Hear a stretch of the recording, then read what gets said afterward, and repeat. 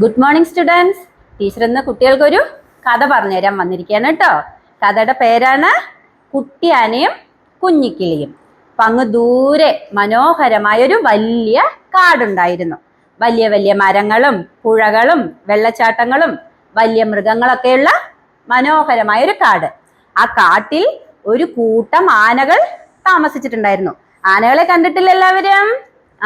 ഒരു കൂട്ടം ആനകൾ താമസിച്ചിട്ടുണ്ടായിരുന്നു. ആനയുടെ കൂടെ ഒരു കുട്ടി ആനയും ഉണ്ടായിരുന്നു. ഓക്കെ, ആ കുട്ടി ആനയും ആനക്കൂട്ടവും പുഴയിൽ പോയി കളിച്ച് ആർത്തുല്ലസിക്കുമായിരുന്നു. ആ സമയത്ത് അതാ ഒരു കുഞ്ഞിക്കിളി നമ്മുടെ കുട്ടിയാനയ്ക്ക് ചുറ്റും വട്ടം പറക്കുന്നു. കുഞ്ഞിക്കിളി കുട്ടിയാനയ്ക്ക് ചുറ്റും വട്ടം പറക്കുന്നുണ്ടായിരുന്നു. അപ്പൊ കുട്ടിയാന നോക്കി, എന്താണ് നീ എന്താ ഇങ്ങനെ എൻ്റെ ചുറ്റും പറക്കുന്നത്, നിനക്ക് എന്താ വേണ്ടതെന്ന് ആന കുഞ്ഞിക്കിളിയോട് ചോദിച്ചു.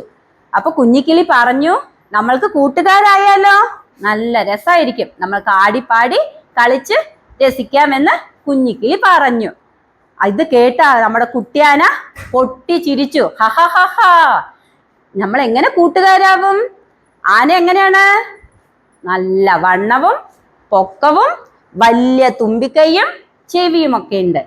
നിനക്കാണെങ്കിലോ ഇതൊക്കെ ഉണ്ടോ? നീ ആണെങ്കിൽ ഒരു ഇത്തിരി പോന്ന കുഞ്ഞിക്കിളി. അപ്പൊ നമ്മൾക്ക് കൂട്ടുകാരാവാൻ പറ്റില്ല എന്ന് കുട്ടിയാന പറഞ്ഞു. ഇത് കേട്ട് കുഞ്ഞിക്കിളിക്ക് സങ്കടമായി. വളരെ വിഷമിച്ച് കുഞ്ഞിക്കിളി പറന്നു പോയി. അങ്ങനെ കുറേ ദിവസങ്ങൾ കഴിഞ്ഞു. കുറേ ദിവസങ്ങൾ കഴിഞ്ഞിട്ട് ഒരു ദിവസം ആനക്കൂട്ടവും കുട്ടിയാനയൊക്കെ കൂടെ ആഹാരം തേടി നടക്കുകയായിരുന്നു കാട്ടില്. അപ്പോഴെന്താ സംഭവിച്ചത്? കുട്ടിയാന ഈ ആനക്കൂട്ടത്തിൽ നിന്നും കൂട്ടം തെറ്റിപ്പോയി, ഒറ്റയ്ക്കായി. അച്ഛയും അമ്മയൊന്നും കാണാനില്ല. അപ്പൊ കൂട്ടം തെറ്റിപ്പോയ സങ്കടായില്ലേ? കുട്ടിയാനയ്ക്ക് സങ്കടായില്ലേ? കുട്ടിയാന കാട്ടിൽ അവിടെയും ഇവിടെയൊക്കെ അലഞ്ഞു തിരിഞ്ഞു നടന്നു.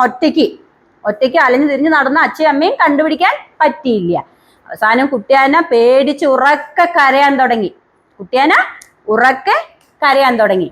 ഈ കരച്ചിൽ ആര് കേട്ടു? നമ്മുടെ കുഞ്ഞിക്കിളി കേട്ടു. കുഞ്ഞിക്കിളി വേഗം പറന്ന് കുട്ടിയാനയുടെ അടുത്ത് വന്ന് കാര്യം അന്വേഷിച്ചു. എന്തിനാ നീ കരയുന്നത് എന്ന് കാര്യം അന്വേഷിച്ചു.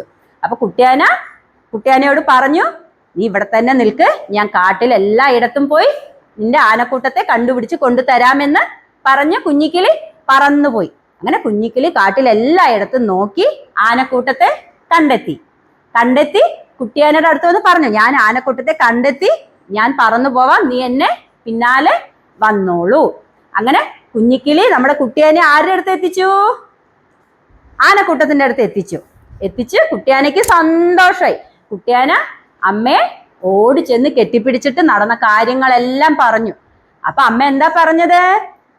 സൗഹൃദം, നമ്മളെ ആപത്തിൽ സഹായിക്കുന്നവരാണ് ആര്? നമ്മുടെ യഥാർത്ഥ സുഹൃത്ത്. അപ്പൊ കുഞ്ഞിക്കിളിയെ സുഹൃത്താക്കിയില്ലല്ലോ നമ്മുടെ കുട്ടിയാന ആദ്യം. പക്ഷെ കുഞ്ഞിക്കിളി എന്താണ്, ആപത്തിൽ സഹായിച്ചില്ലേ നമ്മുടെ കുട്ടിയാനെ. അപ്പൊ കൂട്ടുകാരാവണമെങ്കിൽ നല്ല പൊക്കം വേണം, നല്ല വണ്ണം വേണം, നല്ല പൊക്കം വേണം എന്നൊക്കെ പറയാൻ പറ്റുമോ? എന്തു മതി?